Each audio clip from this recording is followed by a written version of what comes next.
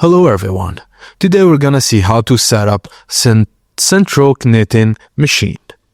Firstly, place the machine on a flat surface, use suction cups or tape to stabilize it.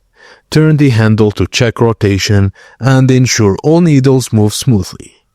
Use worsted weight yarn for best results. Thread the yarn through the yarn tension clip or tension arm on the side of the machine. Then leave a 6 to 8 inch yarn tail or hang inside the machine before starting.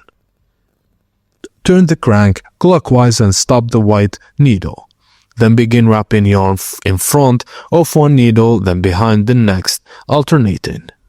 Go all the way around until you return to the white needle. Now thread the yarn into the feeder hole near the tension clip.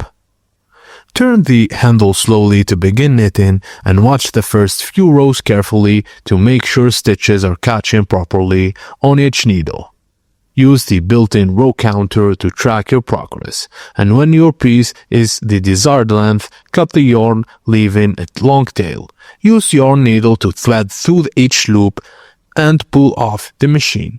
Then pull tight to close the hats or tie off for scarves.